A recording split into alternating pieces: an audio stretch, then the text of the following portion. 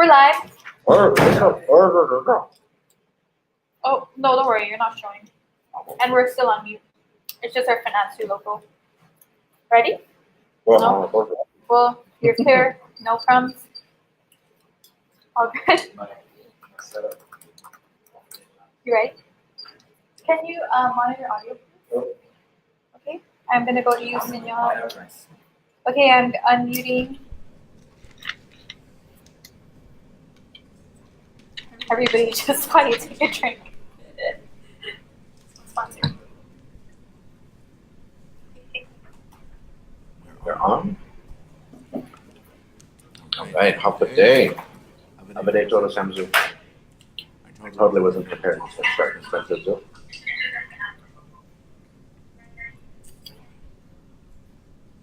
Right, here we are. Half a day.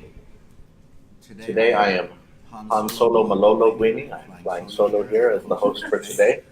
And so I am Michael Luhan Babakwa. I am the bearded champion of Guam. And so on today's episode of Fanatsu, we're going to try out something. We're live streaming a little bit late today because we're testing out some new technology. And hopefully we won't sort of disrupt the space-time continuum and cause the end of humanity with all the stuff that we're messing with today. But because of all of the patrons that have signed up, the patrons who support what we are doing here with independent and indigenous media, because of that, we've got some new toys, some new programs, some new subscriptions to all make Fanatsu more professional looking, more professional sounding, and also able to do interesting things. And so we are going to test it out today. And we have a very special guest. And you'll never be able to guess who it is if you're a longtime watcher of Fanatsu. I mean, who would we bring in from Aotearoa, from New Zealand? Is it Jason Momoa? Is he currently sort of on a premiere there for Aquaman? Or is it Manny Cruz? It's Manny Cruz. It is Manny Cruz. All right. I didn't even know who it was. Biba. You're unmuted. You're good. All right. And so Manny is the founder and still the producer and the promoter of the Fanatsu podcast. He left recently to go start his PhD program in New Zealand. And so we're happy though because of all of the support from patrons through Patreon. We have some new programs that will allow us to bring in guests live, such as Manny is doing right now. And so half a day, Manny, say hello to everyone out there. Half a day, everyone out there in Guam. Hi. It's me. Okay. So how did that work? Is it still working? Hello. Hold on 1 second.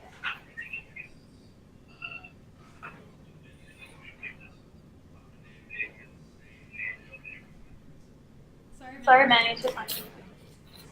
Is it still working? You can hear. Okay. I see you on the video. Yeah. You're on the video. It's good. Yay. All right. And so Manny, which inappropriate question would you prefer first?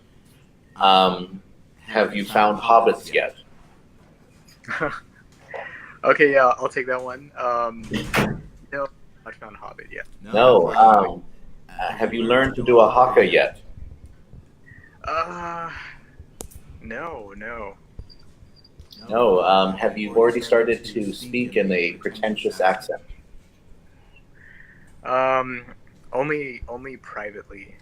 Okay. Well, you're working on it, right? Before you bring it up. Yeah. So, what type of pretentious accent? You're gonna sound sort of. Oh well, just going down to the old fish and chip shop, and I'm working on it. It's a work in progress. Okay, so now that the silly questions are out of the way, here, talk to us about the research that you're doing out there. Okay, yeah. So I finally started my PhD. Those of you who've been following Fanatsu know that it's sort of been a long time coming. I first started talking about doing a PhD in Aotearoa in like 2000. 16, so like well before, a year before I actually got my master's. Um, Sylvia Frayne had already introduced the idea of pursuing a 3-year PhD program here as opposed to a standard US program, which typically takes about like 7 years. So I'm all in for it. I think that, you know, for a lot of Pacific peoples, it just makes a lot more sense. You know, the faster we can complete the program, the faster we can return back to our communities and do the good work that needs to be done.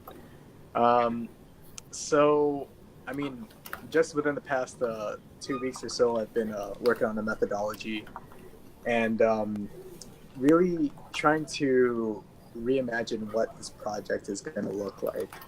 And you guys know that I have, or like the fixation of my research really is how the mainstream media on Guam perpetuates colonialism.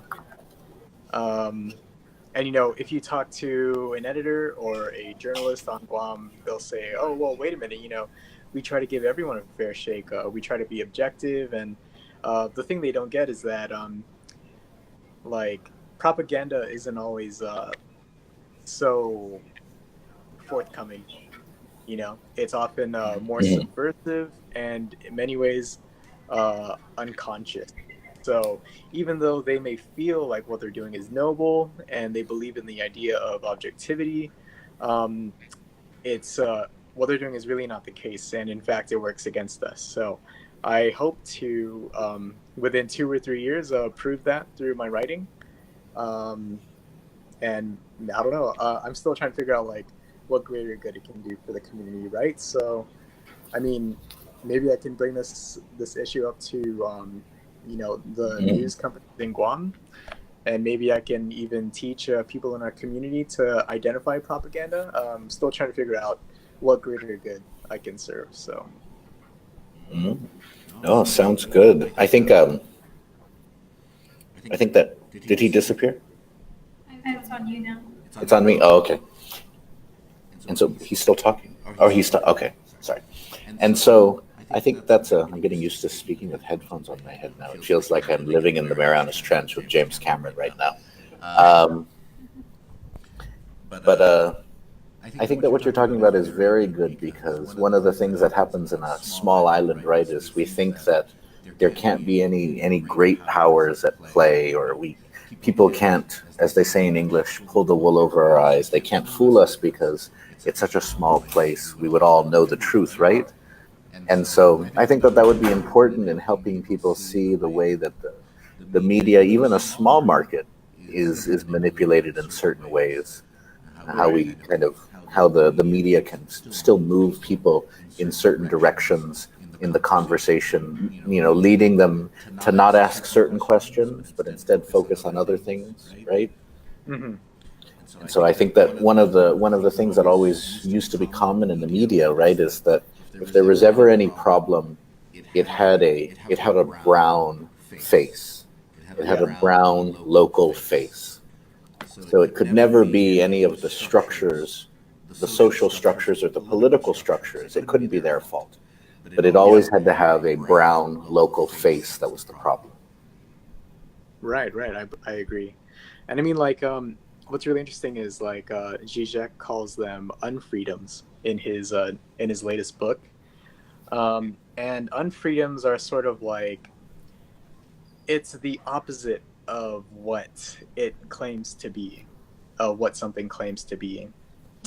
So, like, for instance, if I'm trying to think within a Guam context, right? If they say that they need to restrict base access, so they're saying that we're no longer going to honor like, what are those called? Like sponsorship, right? So you can no longer bring your aunties or uncles into the base because we're trying to ensure the liberty and freedoms of the people of Guam.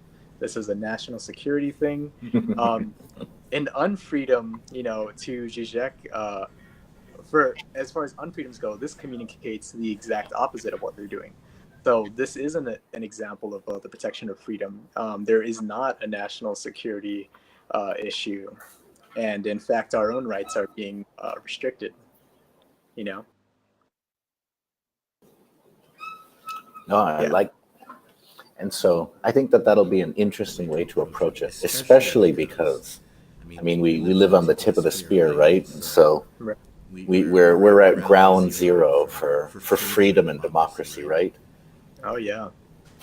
And so while we were waiting to sort of get everything online, all of us here in the room, Manny, you would be proud of us. We were all singing "Proud to be an American." Really. Yeah, yeah, it was a. I don't know. Somebody, they may have been drunk in here, and that's what I'm just I've only been gone for like 2 weeks. What is that? And so we do have some questions for you. And so Okay. and so somebody is asking, what is the indigenous presence and the voice of the indigenous people in Aotearoa? So I think that's a good question. So are the Maori people represented in sort of society in there? Are they marginalized like many indigenous people are? What is your sense after after moving there? Oh yeah. So like as far as like indigenous rights go, I mean the Treaty of Waitangi is which is the legal framework that Maori peoples and the settler population, the Pākehā, um, that's the framework, the legal framework that they have to coexist in, right? And so the Treaty of Waitangi is like it's a means of representation, and it basically, well, so the what's problematic is that when it was drafted in both, it was drafted and delivered in both Te Reo Maori and in English. So some people claim that there's two versions of it, and because of the language issues, there are also two interpretations that are possible, multiple interpretations, and so um, that's just one of the ways in which like you know getting the rights that are guaranteed, that are supposed to be guaranteed through the treaty, to be honored. um, and the thing is though, like they have this awesome treaty, but um, like it doesn't mean that they aren't subject to racism, and in a lot of ways, in many ways, the same way that Chamorros and other Micronesians are in Guam. So, like in mainstream media, you'll see a lot of crime stories depicting Pacifica or Maori males who are or they're categorized, or they're characterized as like these brutish, violent, savage beings, right? And it's no wonder that they commit all these crimes against each other and against the general population, because look at their savage history. Um, and so there are a lot of racist tropes that exist, and that I think that people on Guam can relate to as well. Um, right now, I just read a headline too that there's a development in South Auckland where they're trying to build like hundreds of houses on sacred land. And last week, I had the privilege of attending a kapa ceremony on Mangafell. It's a sacred mountain. It's like the crater of an old volcano, and but this place is sacred. And the gentleman there, Matua Pita Ture, he shared a story about this place where in South Auckland they're trying to build a housing development, and this is a place where apparently like Maori warriors were like turned to stone or something. There was some great um, like crazy astronomical event, or there was some battle that had occurred between two tribes, and like yeah, another chief like used magic or something and turned the warriors to stone as they were running away. It escapes me. Maybe I'll put a link in the comment section, right? But so this is a place with rich history, indigenous history, that is now going to be the site of two-story homes with glass balconies and manicured lawns. So there are still a lot of existing issues here.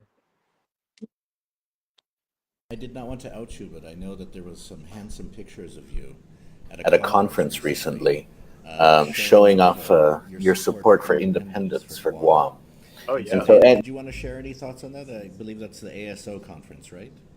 Yeah, so it was an anthropology conference, and which is completely out of my my expertise and my comfort. But there I met a lot of Pacific scholars, young Pacific scholars, who share a lot of we share a similar academic lineage. You know, we've on Guam, we study Apeli Hau'ofa, we study Teresa Teaiwa, you know, Linda Tuhiwai Smith. We share a lot of these similarities in our scholarly lineage, and so yeah, it was a really interesting experience. I would say that, you know, because it's anthropology, which is still a very problematic field. Um, I noticed that the white old male anthropologists were all you know, they all tended to attend the same panels, and they were very secluded from the rest of the dialogue that was going on between Pacific Island peoples. Um, but yeah, it was very cool.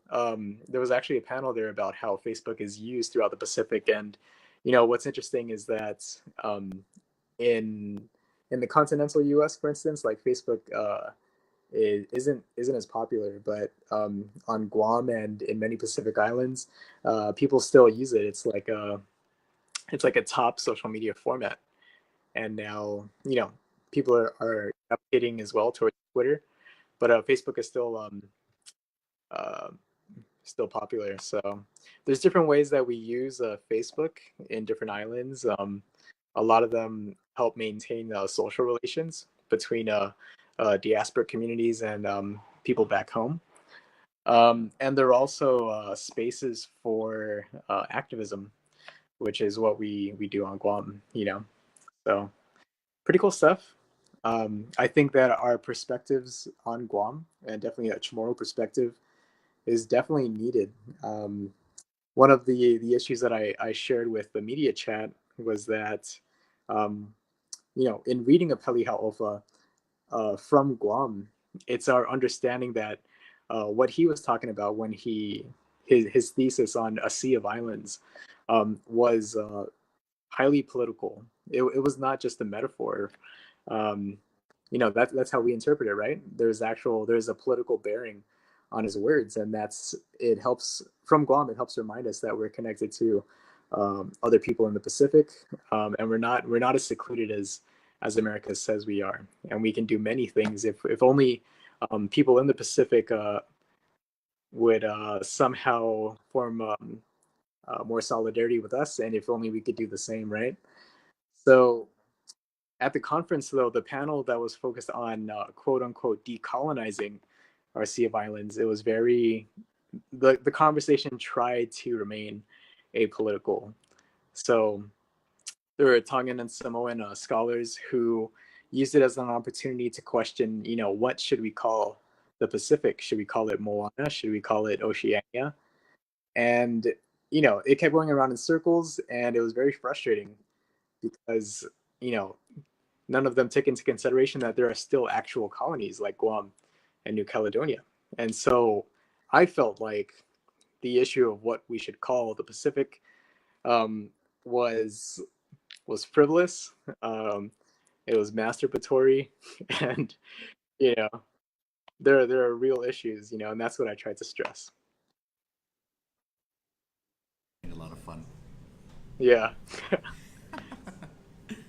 And so, yeah, I think, is there any final thoughts that you want to share before we sort of move on? We're gonna talk about the Lukao today.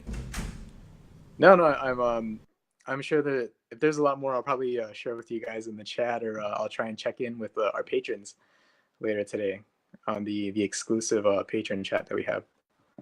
So, but I'm excited to hear about the Lukao. So, Hey, Sidus Masitatlu Manny, thank you for joining us. all right. And so, And so remember that that was made possible today by people that sign up as patrons through Patreon. Sorry. Go ahead. What happened? Manny left, but I was able to do like a quick multi-view. Oh, okay. Very, very quickly. Oh, but I'll leave it. he has exited the chat, and now it's just in your Okay, got it. And so just as a reminder before we move on,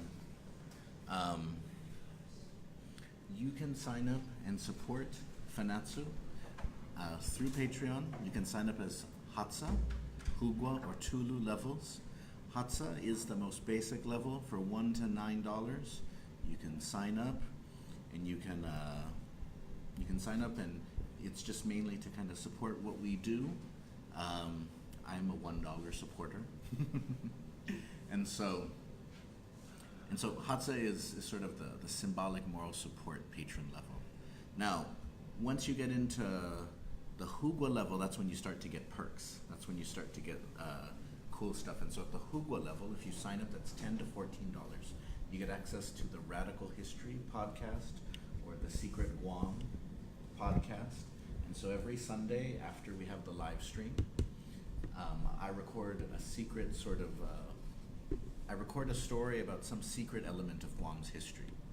And so over the past couple of weeks, we've just told different stories about Chamorros challenging the taking of Tumon Bay in the 1940s by the U.S. military, stories of Magalahi fighting against the Spanish, all sorts of interesting stories like that, stories you probably wouldn't hear in many other places. And so at the Tulu level, that's the highest level, that's $15 or more, and that's where you get access to everything, including the radical readings. So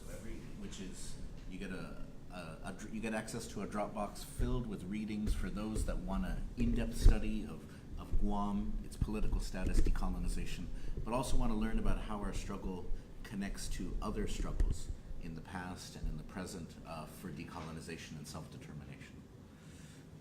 Okay, and that is the end of the pitch portion of today. And so, just as a reminder before we move on, Independent Guahan every month has a number of different events.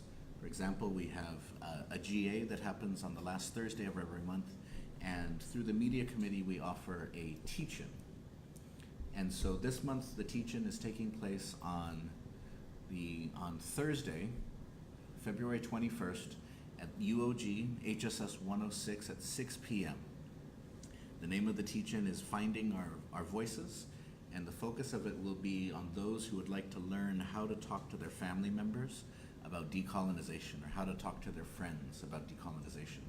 And so we'll be giving out information, handouts with facts, figures, even stuff like country models. So when we're thinking about Guam becoming independent in the future, what are some countries that we could model ourselves after? Then you'll get all that information, but we'll also have some practice sessions. We'll do some role playing. I think that'll be fun. I think I'll pretend to be an old Bihu Chamorro who doesn't believe in this because I was there in the Japanese occupation. And so maybe you have a grandparent who's like that, who says that decolonization is bad because America saved us in World War II. How can you talk to somebody like that respectfully and share your ideas? And so, or how about your friends? Maybe you have friends that are in the U.S. military and don't feel like that it's patriotic or feel like it's anti-American for you to talk or think about these things.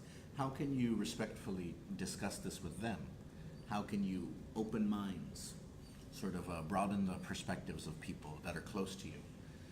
Because that's what it's going to take in order for sort of there to be a really strong decolonization conversation, is that people have to bring it down to that level where it's not just those who listen to a podcast, where it's not just those who show up to meetings, where it's not just those who are willing to stand by the side of the road and protest something, but that it can be talked about in the outside kitchens, in the living rooms, in the family WhatsApp chats. And so remember that. And then for those of you that want to participate in that way, that want to learn more about how to do that, please join us on the 21st, Thursday, 6 p.m. HSS 106 at UOG. and try to get some exposure to it. Okay, and so yesterday, Independent Wuhan organized an event called Lukao Fouha. And so Lukao Fouha is an annual event. It was started several years ago by different groups, but primarily the group Our Islands Are Sacred. And if you haven't heard of Lukao Fouha, the next time that there is one, I encourage you very much so to please join. And so Lukao is a Chamorro word that means like a procession. It means it can mean a march, it can be a walk, it can be a pilgrimage. And so Lukao is something that Chamorros commonly use today to refer to like the procession with the saint as part of a fiesta. But Lukao Fouha refers to a pilgrimage of traveling to Fouha Bay in Humaktak. And a few years ago, groups started doing this where at the beginning of the Lunar New Year, you walk from Humaktak, either the village or from the road there, you walk down across a river along the beach and you get to Fouha Rock. And so if you're not familiar with that area, a lot of people say it has a strong connection to the Chamorro creation story. And so that rock is meant to symbolize, the body of Fouha, or some people refer to her as Fotna, who along with her brother Puntan created Guam, created the Chamorro people, and in some versions they created the world. And so during ancient times, Chamorros, it is documented that Chamorros would have an annual pilgrimage or gathering at that spot and possibly a number of other spots. But this was a huge celebration. It was a huge celebration that sometimes people even from other islands would participate in. And so if you can imagine families from all over the island, from different villages, coming together, and we assume that they would do that in order to honor their great spirits, the spirits that created them, the spirits that started life in this part of the world, and that they would pay tribute and honor the spirits of their ancestors that have come since. And so the Spanish document that these celebrations happened. Now, as you might imagine, the Spanish, of course, didn't want to document it very carefully. They didn't want to kind of write down everything that happened in a sense to give it the depth or the spiritual sort of meaning, because they saw that as a competing religion. And so as Chamorros and the Spanish fight over religion and over those sorts of things, eventually Chamorros stop going to this place. They stop going to Fouha for hundreds of years as part of any sort of ancestral pilgrimage. But one of the really interesting things when you look at Guam history is that it's that even when something is prohibited, even when people stop doing something and stop being conscious of it, you will find that they will often continue to do it even as their own consciousness of it evolves and it shifts and it changes. And so for example, even though Chamorros stopped going to Fouha Rock to pay tribute to their ancient ancestors, they still strongly associated that place with spirits. It was still heavily associated that there was very powerful, some would say mean Tautamona that were over there. And so you did not want to go to Fouha and act a fool. You did not want to go over there and you did not want to mess around, like make a lot of noise, do messed up things, because the spirits there could be very temperamental. And so one of the things that Chamorros would associate that place with, though, is that they would associate it with fertility. And so even up until the 20th century, Chamorro women that were in need of assistance in terms of getting pregnant, that they would go there, and even at a time when there was still Catholicism as being the dominant religion on the island, there was still a practice where Chamorro women would go there and they would say prayers, or they would go there and they would make offerings. They may leave something there which was not exactly in line with Catholic belief. And so Fouha is a very interesting place. So we have the documentation from the histories. And so we have, even in oral history and through the transmission of beliefs and heritage, we have this idea that it's a really powerful spiritual place. And so several years ago, a group decided that they would try to reconnect to that ancient tradition, that they would try to revive that idea of going to Fouha, that they would try to revive of going to Fouha and paying tribute to their ancestors. And so, is the stream still on? Is the stream still on? Okay. Okay, I'm just making sure because it says that it's off. Okay. Okay. No, I'm just checking just to make sure. You never know. Hi, a day. That's why maybe old school is very nice where you just talk to somebody when they're right in front of you. But and so when we go to Fouha nowadays, when we Lukao there, it is with similar sorts of ideas. And so oftentimes people are encouraged to take an offering with them. So sometimes people will create a piece of jewelry, or they'll bring a fruit or a vegetable from their house or from their yard. And so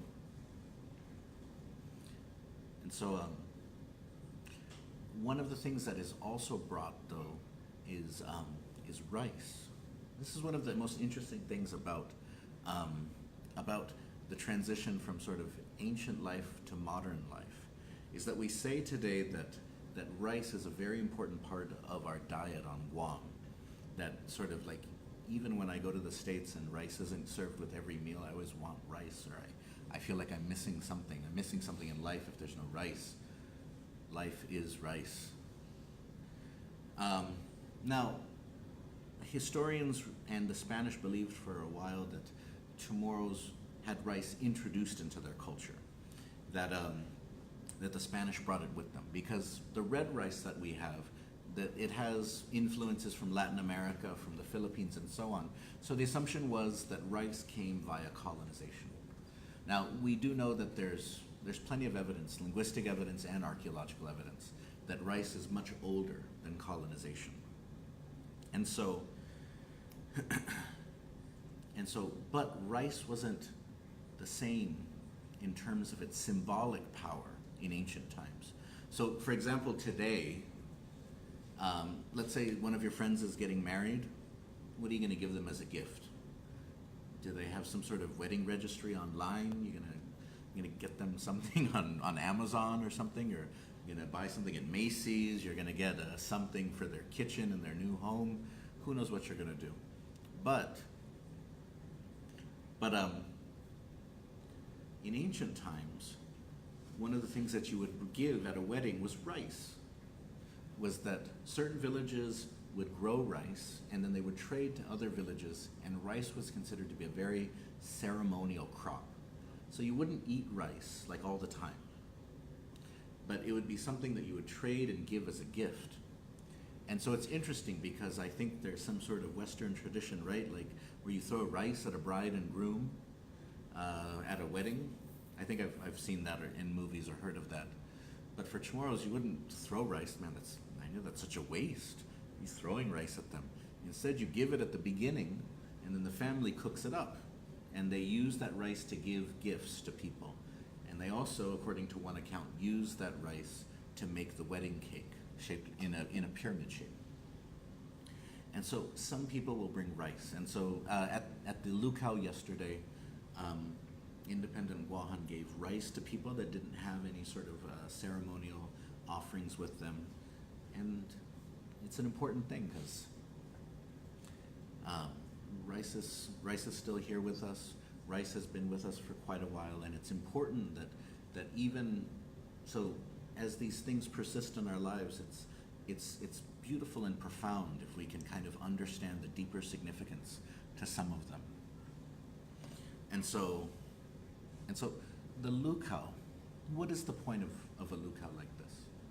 What is the point of undertaking sort of a regular action like this?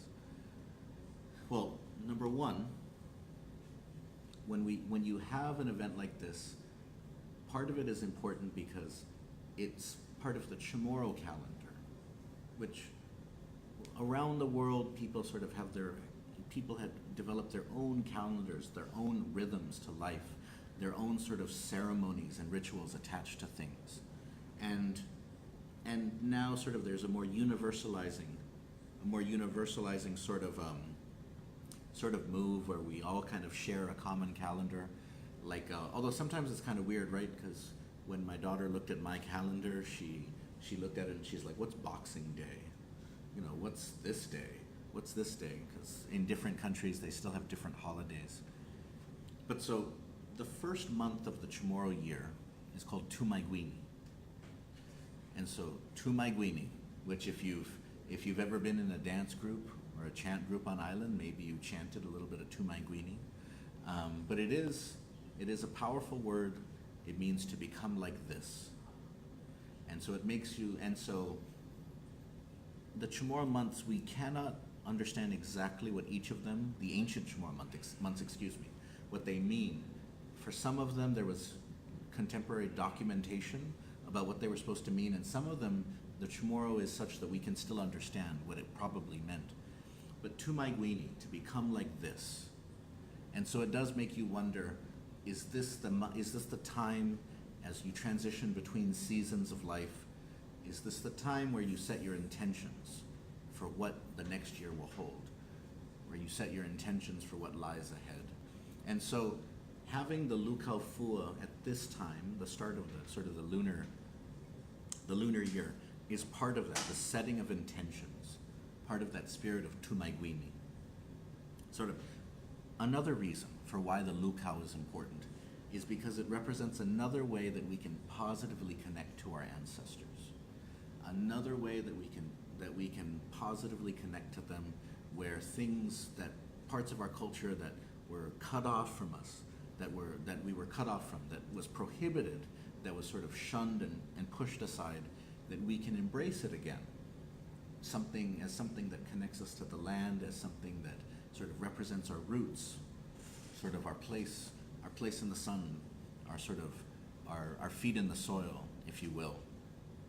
And so by sort of bringing back this tradition of the Lukao, of this pilgrimage to the sacred site, it is another way that we see people on Guam carrying out this renaissance of our identity and culture, where we are indigenizing and sort of trying to reinfuse a sense of indigenous spirituality into things. It doesn't have to necessarily take the place of a more Catholic or Christian spirituality, but it is beautiful in a certain way, right? I mean, when you think about it, when we have a public event now, there will oftentimes be a prayer. There will oftentimes be the singing of Fanogi Chamorro, or in the Star-Spangled Banner. We'll say the Inafresi a lot of times. And then it's becoming increasingly common for then somebody to perform a chant. Oftentimes it's the Hinatsani Lati, the Sainan Mami, that chant. And I think that just with the inclusion of chants like that, your average public event is a bit more interesting. Just because there is something in our life which it may not be sort of ancient necessarily, that it was passed down across millennia because of the disruptions of colonization, but it is something profound and beautiful, an homage, something meant to sort of express a connection to the land and to our ancestors. And it is kind of nice to have those things. I mean, it adds some time onto your schedule for your events, right? It means that somebody else you gotta call and make arrangements with. You gotta find out, oh man, who knows one of those Tautano groups? Who's got a connection so they can bring some chanters so we can start the event right? But that's really nice. It's really nice in a certain way. And so the Lukao Fouha represents one of those ways. Start the year not just sort of with the singing of whatever that song is they sing, or the counting down of 10, 9, 8, 7, 6, 5, 4, and then you drink, and then you throw party favors or whatever those things are, and biba biba, or like that's become part of our lives. But it's nice when we sort of create our own locally inflected, locally influenced, locally empowering ways of celebrating important events, of commemorating things. And a final sort of reason why the Lukao is important is simply because it is an act of empowerment. It is an act, and it is not necessarily an ancient act of empowerment. It's a contemporary one too. And so I have gone on to the Lukao before, and I have not necessarily honored ancient ancestors. I have gone and I have gone on the hike, and I have honored my more recent ancestors, my grandparents, my great-grandparents. And that's the thing, is that even if this is ancient inspired, it doesn't mean that it stays in the ancient times. It means that sort of it becomes part of who we are today.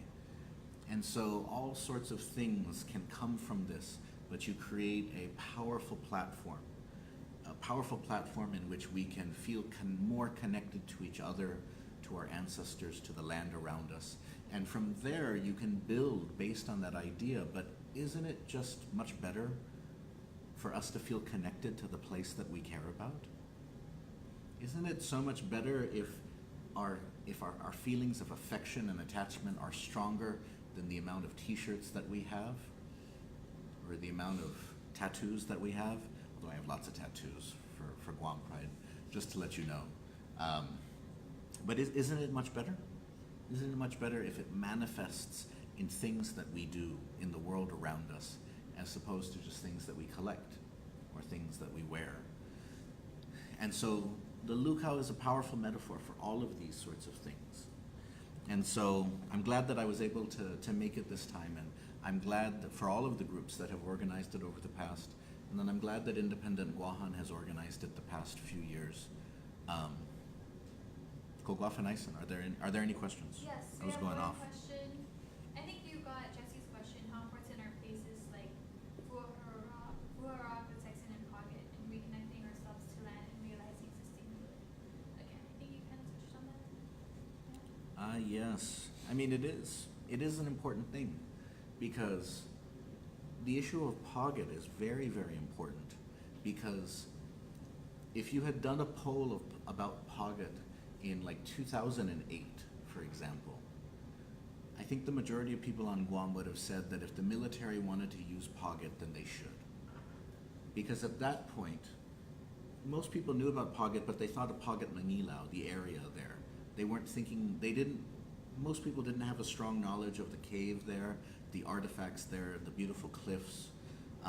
And so when they thought about Pocket, they thought mainly about the area, but then they also remembered the trash on the trail, because many people at that time would drive their cars in and then dump on the trail, dump their trash on the sides. And so that's why for many years, like something out of a horror movie, there was like Christmas decorations lining the trail of Pocket, because some families that clearly had a lot of money for Christmas decorations, but were clearly too gagu to go and dispose of them in a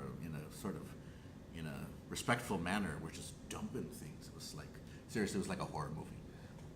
Like you thought that Santa Claus was going to come out of the jungle like sort of a Japanese straggler and stab your nana in the face or something. But at that time, people didn't feel a strong connection to Pocket at all.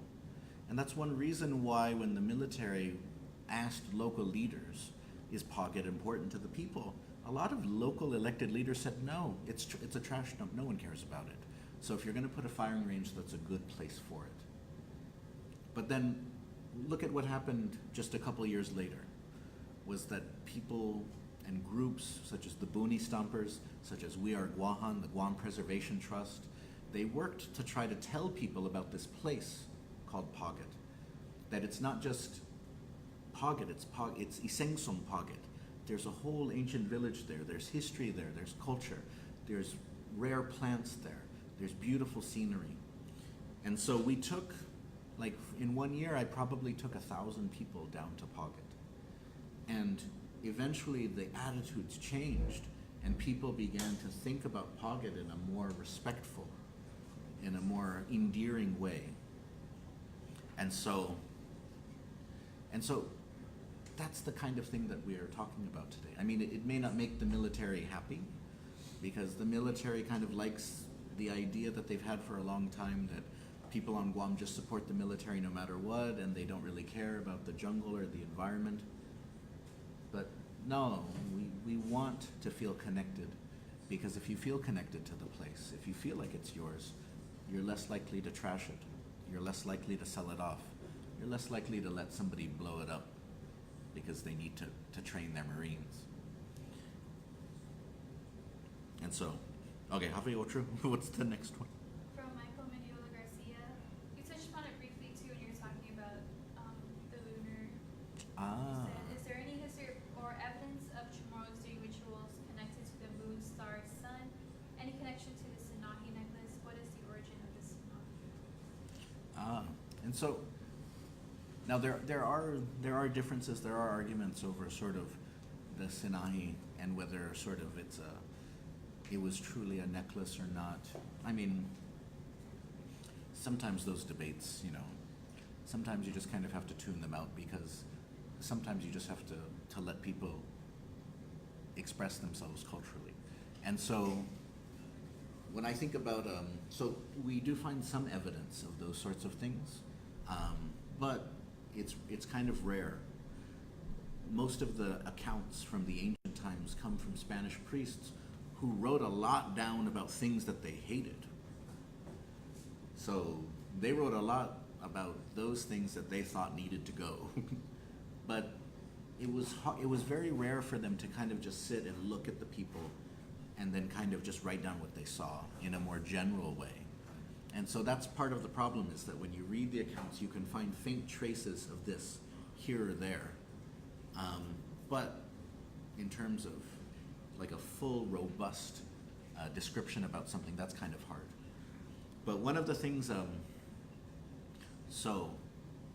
one of the things that you can, that I most remember when thinking about that though, is that the language of love for young men was referred to as Finu Gwalafa, which is the language of the full moon. And so this was something which the men in the Ulitao would carry out. They would sing to each other. They would practice singing to each other first, which is one reason why there may have been some homoeroticism there amongst the Ulitao, amongst the men. So they would practice serenading each other first, and then they would go and then try to serenade potential sort of members of the opposite sex. And so it's interesting, because even up until the 20th century, Chamorros still had very strong beliefs about the moon, in terms of the moon represented, sort of the moon had connections to the vitality or the fighting strengths of different types of roosters, that the moon and its phases absolutely affected and absolutely reflected sort of the movement of fish and the behavior of animals, and that also the moon, and that the moon also reflected sort of the appropriate time to cut wood down or to harvest certain things, so that there was a deep sort of intertwined knowledge about the moon and its phases and then the natural world. And this was up until the 20th century, that Chamorros still kept a lot of that knowledge. But then in the 20th century, that's when, of course, you stop learning those things from your parents and your grandparents, and instead you start going to school, where you learn about other ideas of the moon, which can also be important, but don't necessarily come from this place and the knowledge born of this place. But yeah, always remember that for the moon, it means Pulan, or in Chamorro, the moon is Pulan. And so Pulan means to watch over, as well as moon. And Pulan is also the word for month. And so that's why older Chamorros used to have a joke, where they would say that the moon was like a big witch in the sky who's always watching over you, and will always kind of, and can punish you if you do something wrong. And so that's kind of funny. It's like the Nana surveillance state. That sort of, you better watch out because the moon's always watching you, especially when it's full. But So one of the people watching right now is his last name is Tsatwaloff, and so it's funny because if your name is Tsatwaloff, Tsatwaloffan means crescent moon, or sort of a partial moon, but the root there, Tsat, is somebody who is not good at hunting. And so it's interesting. It's interesting because, of course, the moon indicates when you're supposed to go out and try to catch certain things, like crabs, for example.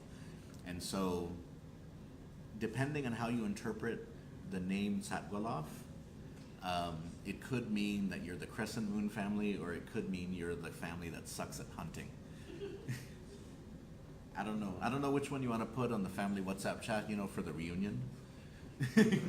Maybe the crescent moon family, like your Lucky Charms, maybe not the other one.